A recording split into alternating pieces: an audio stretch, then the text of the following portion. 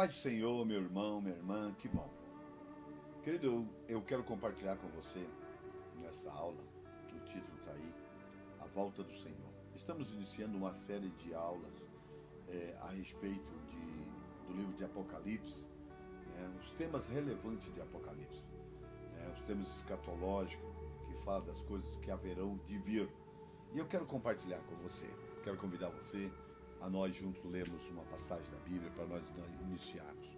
Quero que você abra sua Bíblia comigo no livro de São João, capítulo 14, do versículo 1 ao versículo 3. Não se turbe o vosso coração, credes em Deus e credes também em mim. Na casa do meu Pai há muitas moradas. Se não fosse assim, eu não teria dito, pois vou preparar-vos lugar. Se eu for e vos preparar lugar, virei outra vez e vos levarei para mim mesmo, para que onde eu estiver, esteja vós também. Amém? Graças a Deus. Você pode também ler Apocalipse capítulo 22, do versículo 12 ao versículo 17, que também diz, no versículo 17, o Espírito e a noiva, diz, vem, e o que ouve diz, vem, e o que tem sede, venha. E quem quiser, tome de graça água da vida. Amém? Nós podemos também ler Romanos capítulo 8, que a terra geme pela volta, a criação geme pela volta, Querido, nós temos visto que a grande necessidade de se falar desse grande tema, que é a volta do Senhor. Porque temos visto que nos dias em que nós vivemos, temos vivido um cristianismo onde já não há mais expectativa da volta do Senhor. Já não há uma espera. O povo está desapercebido. O povo não está preocupado. E nós vemos na Bíblia Sagrada Jesus falando através dos seus vasos, trazendo parábolas, falando através de Mateus, no capítulo 24, do versículo 37 ao 39, falando que a vinda do Senhor será como nos dias de Noé. O que havia nos dias de Noé?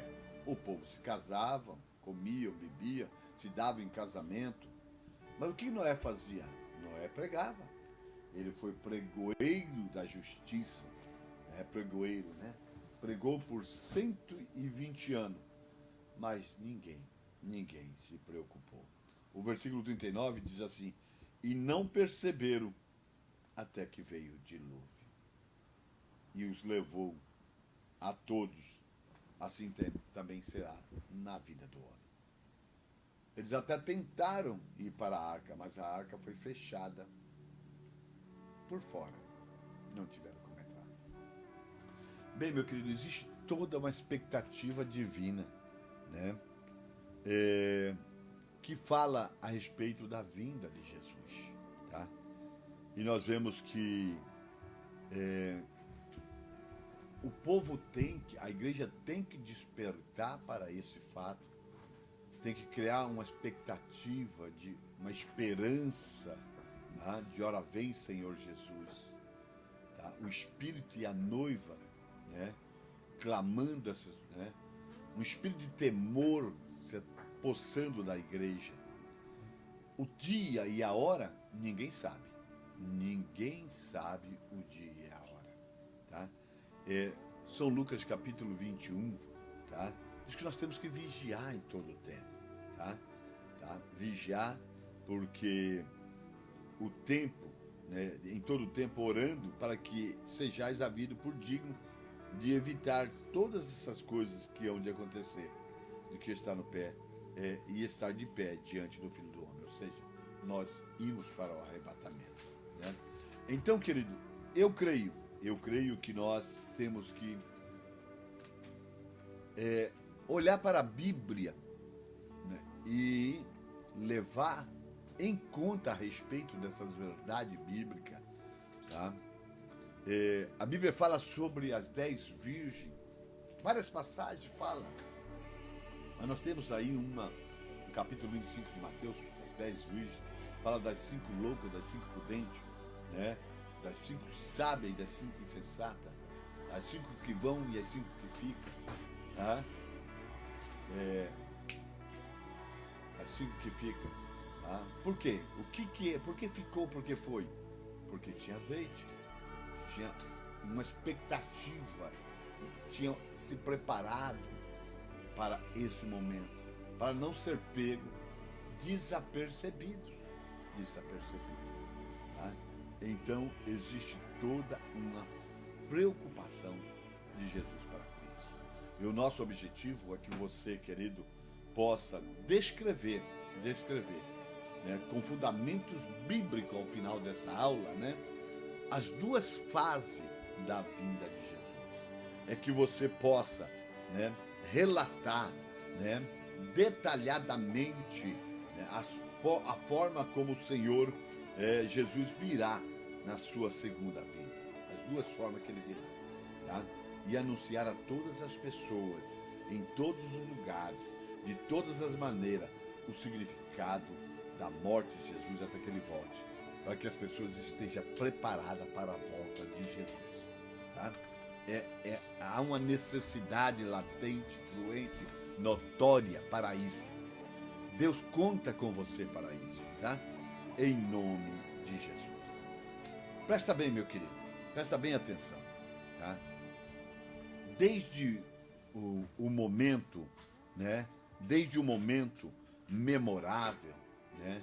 Em que Deus criou o mundo e todas as coisas que nele há, tá? Deus criou como obra da sua palavra, do seu coração, né, do seu poder. Está ali no capítulo 1, do versículo 1 ao versículo 26, né, do livro de 25 do livro de Gênesis, né? E também quando ele criou o homem, né, do barro, e assoprou nas narinas do homem, fez dele uma alma vivente, como está escrito ali no livro também de Gênesis, capítulo 2, no versículo 7, né? Houve tantos fatos memoráveis, houve tantas, né, fatos inesquecíveis na humanidade, mas nenhum fato é mais esperado depois da queda do homem. Não existe uma maior expectativa justamente que não seja a volta do Senhor. Até porque Deus colocou no coração humano o desejo pela eternidade. Ainda que o homem diga, né, que não acredita, que a vida é só isso, acabou, morreu, fedeu e não existe mais nada, mas nós sabemos que Deus colocou dentro do ser humano o desejo da eternidade, como está escrito ali no livro de Eclesiastes, capítulo 11. Né? Então é necessário, tá? É necessário, né, que a gente possa entender isso. Tá? Veja bem, querido, as escrituras, a Bíblia Sagrada, ela mostra, ela registra a respeito da volta do Senhor. Tá? E esse será um dos fatos mais significante, né, e extraordinários dos eventos humanos. Existe toda uma expectativa em torno disso. Tá? E eu quero te dizer, tá, que as doutrinas bíblicas, elas vão se tornando importantes, ou ela é uma doutrina bíblica pelo fato de quantas vezes ela se repete na Bíblia Sagrada. Ela vai se tornando mais importante pelo número de vezes que elas são repetidas na Bíblia Sagrada. E a doutrina da volta do Senhor, no Velho Testamento, ela é repetida 1527 vezes. E no Novo Testamento, 319 vezes, totalizando quase 1840 vezes que ela é repetida. Então faz dela uma doutrina importante, né? E que eu quero te dizer, querido, que foi dita pelos apóstolos, pelos reis, pelos profetas, foi dita, né, pelos anjos sobre a vinda do Senhor, aleluia, tá? E foi falado por parábolas, ilustrações, entendeu? Ela foi repetida por Jesus também, tá? Ela foi dita pela primeira vez no livro de Gênesis, capítulo 3, versículo 15. E ela também foi dita, né, pelos patriarcas A gente vê ali em Judas capítulo 1, no versículos 14, que ele vai falar justamente de Enoque, né? Foi a 7ª geração depois de Noé, tá? Que profetizou acerca da vinda de Jesus. Tá? Bem, querido, nós sabemos que as profecias acerca da vinda de Jesus Cristo, do sacrifício de Jesus Cristo, da morte e ressurreição de Jesus Cristo, todas elas se cumpriram. Nós podemos falar, né, do capítulo 3, do versículo 15, né, que nasceria da semente da mulher aquele que esmagaria a cabeça, né, da semente da serpente. Mas essa feriria o seu calcanhar, quer dizer, ele levaria ele para a cruz, mas ele esmagaria a sua cabeça quando ele morresse e ressuscitasse ali, né? E nós vencemos, né, se nós que estamos crucificados com Cristo, vencemos, porque a Bíblia diz, lá no livro de Romanos, capítulo 16, no versículo 20, que o Deus dos pais esmagará, né, a cabeça da serpente debaixo dos nossos pés, daquele que acredita. Tá? Então veja bem, tá? São inúmeras profecias que falam a respeito do nascimento de Jesus, da vinda de Jesus, da criação de Jesus, do ministério de Jesus, né, do propósito de Jesus, da morte e da ressurreição de Jesus. Inúmeras. Aí nós podemos ver, né, algumas delas, tá? Nós podemos ver Isaías capítulo 7, no versículo 14, que fala justamente a respeito da vinda de Jesus. E fala justamente da forma como ele ia vir e como ele ia nascer. Que fala justamente sobre o quê? Você sabe? Sabe que uma virgem, olha o que está escrito aqui, ó, 7,14. Portanto, o mesmo Senhor vos dará um sinal. Eis que uma virgem conceberá e dará à luz a um filho. Será lhe dado o nome de Emanuel. Aleluia. Né? Nós podemos ver outra profecia se cumprindo, né? Tá? Que está justamente no capítulo 14 do livro de Isaías, né? Profecia que está no livro capítulo 9, melhor dizendo, 9 do livro de Isaías, né? Tá? Da onde que ele iria começar o seu ministério, tá? Mas a terra que foi angustiada não será entenebrecida. Ele envelheceu no primeiro tempo da terra de Zebulão e Naphtali, mas no último enobreceu junto ao caminho do mar, além do Jordão da Galileia. Nós podemos ver no capítulo 4 do livro de São Mateus, que ao iniciar o seu ministério ele vai para a terra de Zebulão e Naphtali. Aonde é essa terra? A terra de Cafarnaum, a cidade que ele escolheu. Ele escolheu não? O Senhor escolheu para começar o seu ministério. 85% dos milagres de Jesus foram ali na terra de Zebulão e Naphtali, né?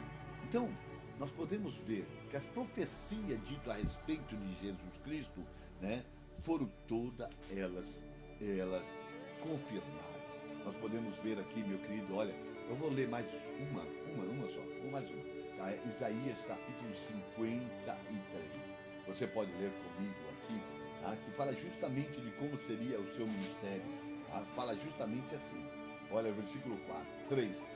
Era desprezado, muito indigno, o mais indigno entre os homens de dores, experimentado no trabalho, como quem os homens escondiam seu rosto, era desprezado, não fizemos dele casa alguma, verdadeiramente ele tomou sobre si, né, as nossas dores, levou sobre si as nossas enfermidades, nós o reputamos como aflito, ferido de Deus e oprimido, mas ele foi ferido pelas nossas transgressões e moído pelas nossas iniquidades, e o castigo que nos traz a paz estava sobre ele, pelas suas pisaduras fomos sarados. E todos nós andávamos desgarrados como andávamos desgarrados como ovelha, cada uma desviada pelo seu próprio caminho, mas o Senhor fez cair sobre ele a iniquidade de nós todos. Ele foi oprimido, mas não abriu a sua boca. Ele foi oprimido e não abriu a sua boca. Como um cordeiro foi levado para o matador e como ovelha muda perante os seus tosqueadores, ele não abriu a sua boca. Tá? ele foi levado para a cruz e não abriu a sua boca. Né? Nós podemos ver, querido, a respeito até mesmo da morte dele, no capítulo 16 do livro de Salmo, no versículo 10, né? Diz assim que, pois não deixará, né, a minha alma no inferno, né? E nem permitirá que o teu santo verá a corrupção. Quando as mulheres foram ungir o corpo dele naquele domingo, ao entrar no seu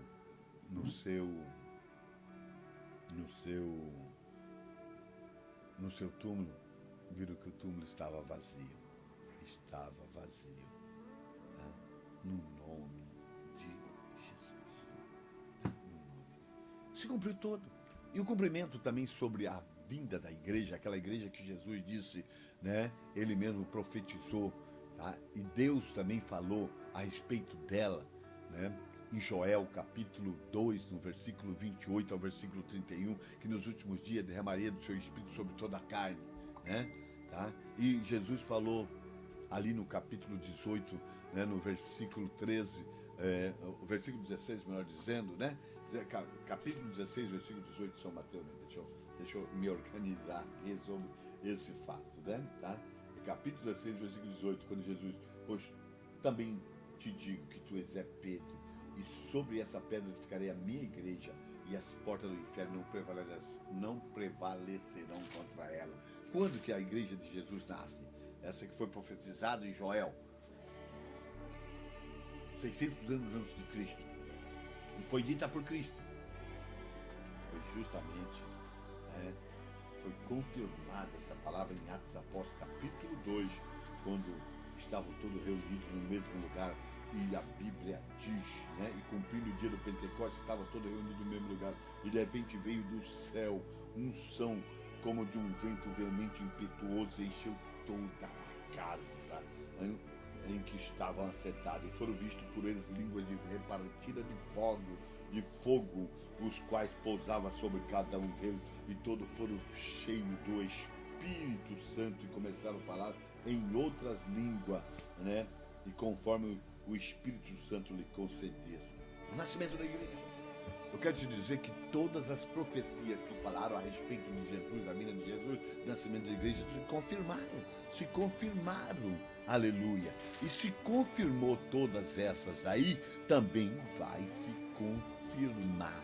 Preste atenção, né? Aquelas que falam a respeito da volta do Senhor, aleluia. Que a doutrina da volta do Senhor, né, de igual modo ela tem fundamento profundo nas profecias bíblicas, aleluia. E essas profecias nos oferecem certeza e convicção a todo aquele que crê, aleluia, que do retorno do Senhor a este mundo. Amém, querido? Por isso que eu quero que você entenda. A volta do Senhor, ela vai acontecer, tá? Em duas etapas bem distintas, tá? Dividida em um período de 7 anos. Vai começar com o arrebatamento da igreja.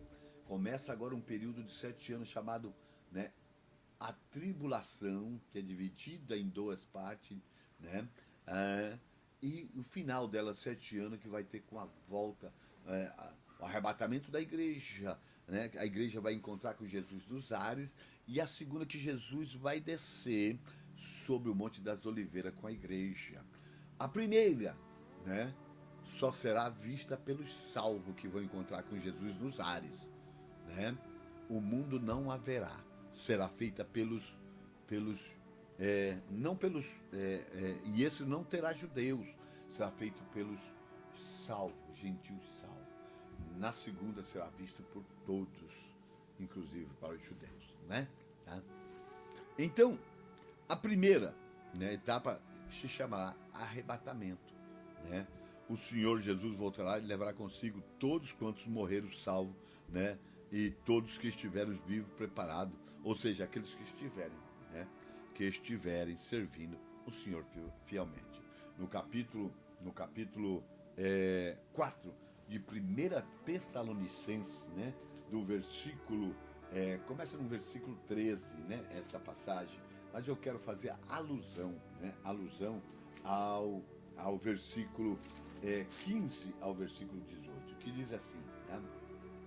Dizemos-vos isto pela palavra do Senhor, que nós, o que ficaremos vivos, né, para a vinda do Senhor, não precederemos os que dormem, porque o mesmo Senhor descerá do céu com alarido e com voz de arcanjo e com trombeta de Deus. E os que morreram em Cristo ressuscitarão primeiro, e depois nós que ficaremos vivos seremos arrebatados juntamente com ele nas nuvens, e a encontrar o Senhor nos ares, e assim estaremos para sempre com o Senhor. Amém? Aleluia. Então nós vemos, né, e eu só quero dizer, o versículo 13 ele começa assim: não quero, porém, irmãos, que sejais ignorantes acerca dos que dormem. Peraí. Acerca dos que dormem, para que não entristeçais como os demais que não têm esperança. Ele está dizendo aí, muitas pessoas acham que morreu e acabou. Fica tranquilo, vai fazer diferença. Jesus vai voltar. Quando ele trocar a trombeta, aqueles que dormiram, que morreram, que estão no paraíso, né, o seu corpo, tá? A terra vai materializar o seu corpo, vai voltar do pó, o seu espírito vai entrar e ele vai ser transformado, glorificado e levado pelo Espírito, né? E aí, isso enquanto nós que estamos salvos, que estaremos aqui vivos, vai acontecer uma transformação, glorificação, e agora o Espírito Santo vai levar e entregar para o Senhor até a gente. Por isso que é toda uma preocupação de Deus, chamando a atenção, Jesus chamando a atenção, Paulo, através de Paulo, capítulo 4, no o versículo 31 do livro de Efésios, vai dizer assim: não entristecei o Espírito Santo de Deus, o qual está selado para o dia da redenção. Uma das funções específicas do Espírito Santo é nos pegar aqui e entregar lá. Por isso que o Espírito Santo está em você, para quê? Para te convencer a respeito da justiça, do juízo, da justiça, do pecado, da justiça e do juízo. Para quê? Para que você não fique, porque ele vai te levar. Não entristeceis. Davi era um cara sábio, errou, mas na sua oração ele disse: Senhor, não me lance fora da tua presença, não retire de mim o teu Espírito, porque se tirar de mim o teu Espírito, eu não vou ouvir a voz da trombeta. Por isso que eu preciso participar da ceia de uma forma digna, tá? Para que eu não esteja entre os que dormem, os fracos e os doentes, atraindo sobre mim condenação. Ou seja, eu vou ficar, porque eu não vou ouvir. Tem que ter uma expectativa que a próxima ceia seja lá com o Senhor. Aleluia. Tá? Tem que existir esse espírito de temor. Eu tenho que estar preparado. Tem que existir, né, essa expectativa no coração humano. Bem, a segunda etapa dessa vinda do Senhor, né, vai acontecer justamente no final da tribulação, no final dos 7 anos, né? Jesus vai voltar. E a Bíblia diz ali em Apocalipse capítulo 1, versículo 7, que todos os olhos o verá. E eu acredito, com o advento da tecnológico, da informática, o avanço, a rapidez de informação, né, todos os olhos verá.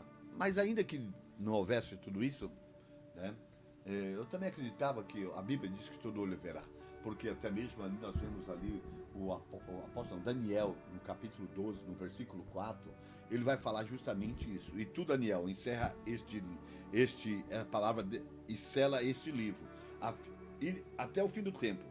Muitos correrão de uma parte para a outra e o conhecimento se multiplicará. Está falando justamente o avanço da ciência, o avanço tecnológico, a rapidez da informação, homens voando para lá e para cá. Hoje você está aqui, amanhã você pode estar lá no Brasil, do Brasil depois da manhã você pode estar na Europa. Rapidez como a gente vai correr pelo tempo.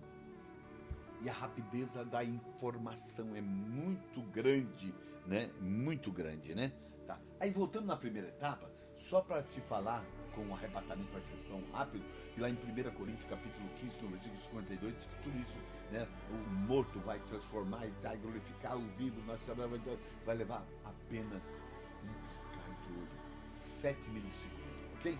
Voltando agora para de depois do período de 7 anos, a segunda etapa distinta da volta do Senhor, tá? Que todo olho verá.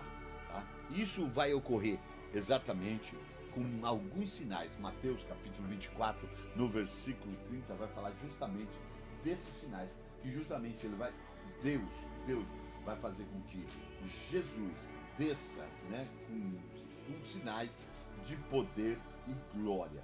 Versículo 30 diz assim, ó: então aparecerá no céu o sinal do Filho do Homem, e todas as tribos da terra se lamentarão e verão o Filho do Homem vindo sobre as nuvens do céu com poder e grande glória. Tá? A segunda vinda. Tá? E será um retorno majestoso, será um retorno glorificante e exaltado, né, do Senhor, mostrando que Ele é o vencedor de todas as coisas. Sinais espantosos no céu da glória do Senhor, né? É um destaque especial, né? Tá? No território habitado pelo judeu, que vai descer sobre aonde? Sobre o Monte das Oliveiras, sobre os Montes das Oliveiras, né? Tá? Veja bem, querido, tá? Fala sobre o soar da trombeta, né? Tá? Nós vemos que no Antigo Testamento o soar da trombeta, nós podemos ver em várias passagens que a trombeta ela foi um instrumento usado por Deus para fazer convocação, para santa convocação, para o povo ir para o encontro do Senhor. E vai ser usado dessa mesma forma a trombeta. Tá? Ela não vai ser, né, como diz ali Êxodo capítulo 19, Levítico capítulo 25, 1 Samuel capítulo 13, fala justamente do soar da trombeta, convocando o povo, né? Tá? Nós somos informados que na segunda vinda de Jesus Cristo, né, tá, o clamor da trombeta será ouvido no céu, na terra, no inferno, em todos os lugares. Mateus 24, 31. Tá? Essas trombetas não serão trombetas, não são as 7 trombetas do juízo mencionado no Apocalipse capítulo 8. Né? Também não se trata da trombeta do arrebatamento, né, tá? Citada pelo apóstolo Paulo, tá? Mas é uma trombeta para convocação. Revelação. Esse termo é utilizado nos ciclos teológicos, né, para indicar o caráter público e transparente e visível da segunda etapa da volta de Jesus Cristo. Olha, o evento apocalíptico, descrito figurativamente como um relâmpago que cobre todo o universo, então todos vão ver, no capítulo 24 de Mateus, versículo 27. De acordo com a visão de João de Apocalipse, capítulo 19, do versículo 11 ao 16, né? O céu se abrirá e dela surgirá um cavalo branco, tá? Que não é o cavalo branco do capítulo 4 de 4 do livro de Apocalipse, que ali é o anticristo. Agora vai vir um que está sentado sobre ele, o seu nome é fiel e verdadeiro, né? Tá? Aleluia. Cujo cavaleiro, né, é a pessoa bendita do nosso Senhor Jesus Cristo. Aleluia. Tá? Querido, presta bem atenção. Como virá o Senhor Jesus? Como? Você sabe que no livro de Gênesis, Jesus ele vem como que? Como ele é a semente da mulher. Nós vemos que no Êxodo ele é o Cordeiro Pascual, nós vemos que no livro de Levítico ele é o nosso sumo sacerdote, nós vemos que no livro de Josué ele é o capitão da nossa salvação, nós vemos que no livro de Salmo ele é o nosso pastor, nós vemos que no livro de Provérbios Eclesiásticos ele é a nossa sabedoria, nós vemos que no livro de Isaías ele é o príncipe da paz, nós vemos que em Mateus ele é o Messias, Lucas, o filho do homem, nós vemos que em Atos é o Espírito Santo, nós vemos nas 3 epístolas de João que ele é o amor, nós vemos na carta de Judas que ele é o Senhor vindo com os anjos milhares dos seus santos, aleluia. Mas como virá o Senhor nos dias finais? Né? As profecias bíblicas nos fornecem também essa descrição de como virá o Senhor nos dias bíblicos. Amém? Em nome de Jesus Cristo. Então, meu querido, preste atenção, tá? O Senhor virá como o quê? Como o noivo. Como noivo. Ai, que lindo. Como noivo. Ontem assisti um filme com a minha esposa, tão lindo, né? Eu quero recomendar para vocês depois, tá? Ela está ali do outro lado rindo, sabe? Querido, presta atenção. Nós sabemos que a igreja, é comparado com uma noiva. Nós temos até um livro chamado Cantar de Salomão, né, tá, que retrata figurativamente, né, a noiva e a noiva, né? Nós sabemos que a noiva está sendo preparada. Se nós abrimos nossa Bíblia Sagrada, pastora Sandra, no livro de Efésios, capítulo 5, né? Efésios, capítulo 5, a partir do versículo 25 ao 27, vai falar justamente da preparação dessa noiva, né? Dessa noiva. Né? Quando Jesus, Paulo vai estar falando, né? Sobre a ação do Espírito Santo, né? A respeito de uma comparação do homem com Cristo, da esposa com a igreja. Amém? Tá? Então, eu quero ler com você, do versículo 25 ao 27. Amém? Que diz assim: Vós, marido, amai as vossas mulheres, a vossa mulher, como também Cristo amou a igreja e a si mesmo se entregou por ela, para santificá-la, purificando com a lavagem das águas pela palavra, para apresentar a si mesmo, né, a si mesmo igreja gloriosa, sem mácula, nem ruga, nem coisa semelhante, mas santa e irrepreensível, né? E assim deve o marido amar a sua esposa, a sua própria mulher como o seu próprio corpo. Quem ama a sua mulher ama a si mesmo, porque nunca ninguém aborreceu a sua própria carne, antes alimenta, sustenta, como também o Senhor a igreja. Amém? Em nome de Jesus. Presta bem atenção, querido. Tá?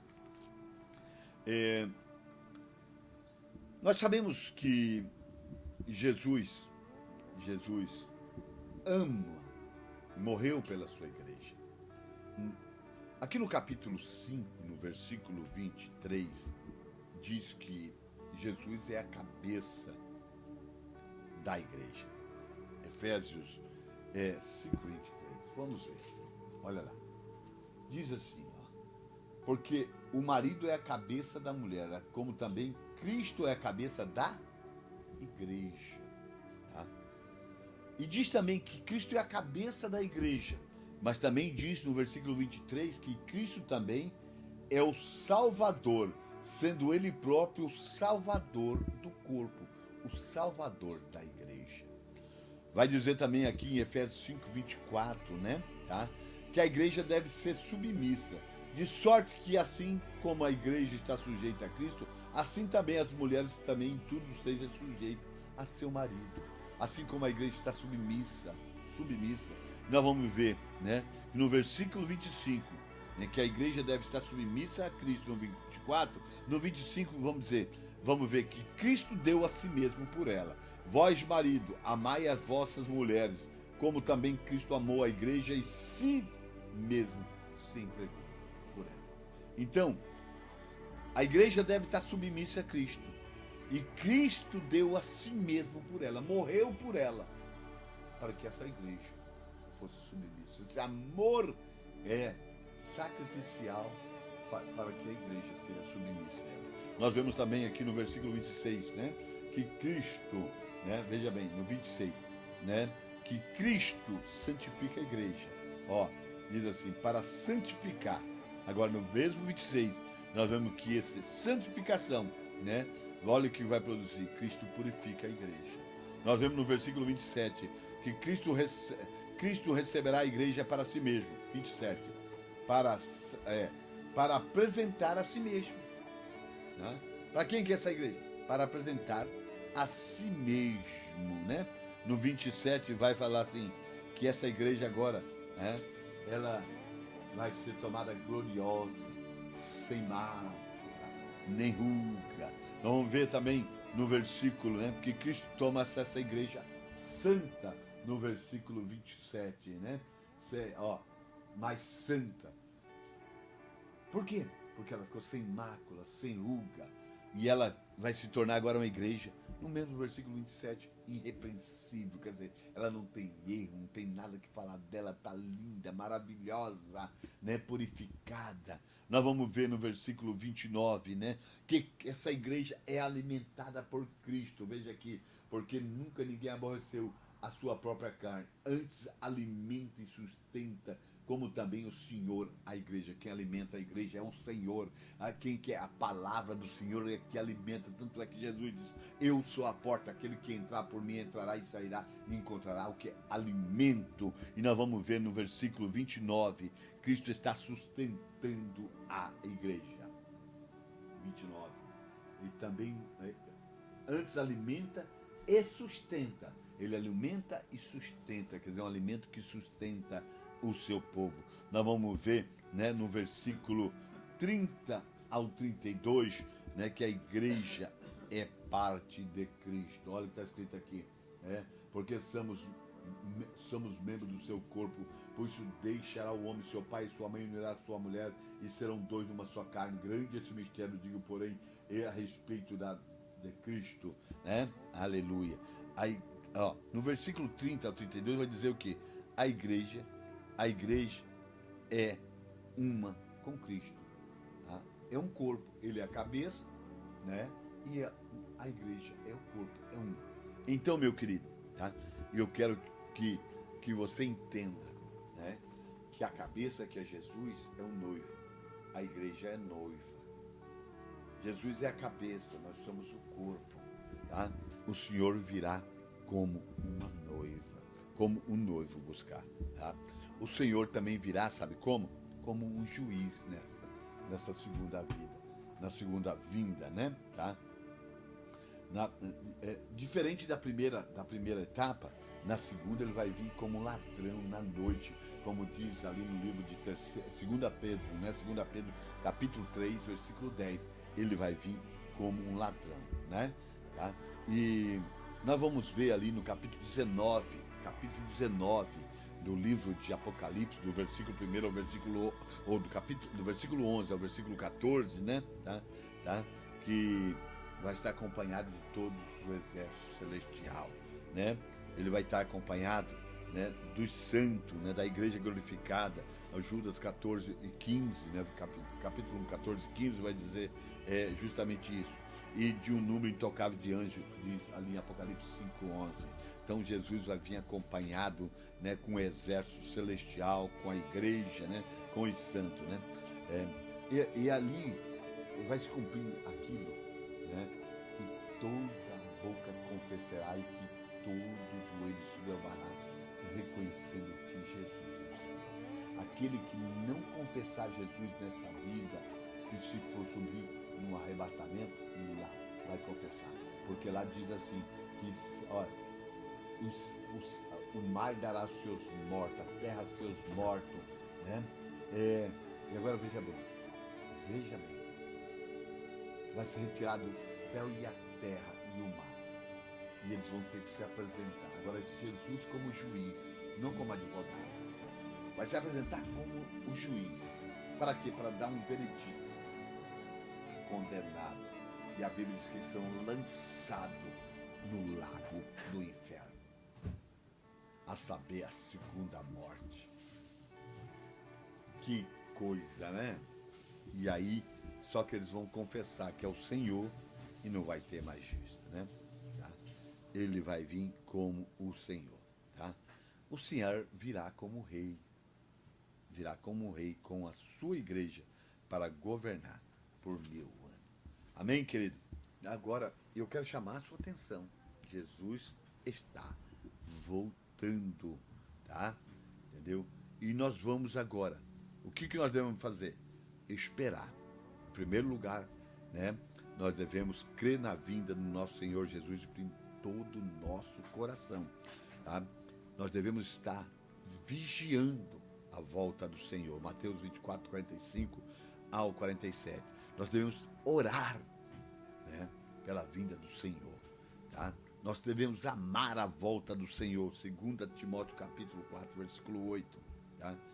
Observar à luz da Bíblia os sinais indicadores da volta do Senhor, tá? Para não sermos pegos desapercebido, irmão, tá? Despertar a nossa consciência que Jesus está voltando, tá? Despertar a nossa consciência em nome de Jesus. Querido, presta bem atenção. Assim como Deus nos deu uma parábola. Jesus falou da parábola do samaritano, onde São Lucas capítulo 10, né?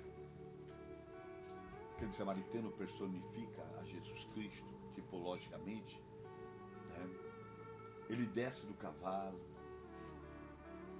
pega aquele, cura suas feridas, lava suas feridas com vinho, cura suas feridas com azeite, coloca sobre o seu cavalo, leva para uma estalagem, a estalagem que significa igreja, diz para o dono da estalagem, que figurativamente é o Espírito Santo, diz para ele: olha, cuida dele que eu voltarei para buscar. Eu quero dizer para você que Jesus está voltando. O Espírito Santo está cuidando. Nós vemos ali em São Lucas capítulo 13, quando fala da figueira plantada, né, na vinha, que o Senhor fala: vou corta ela, joga fora. O Espírito Santo: não, deixa que eu cuido dela. Ela vai produzir, ela vai melhorar, ou seja, ela vai estar apta.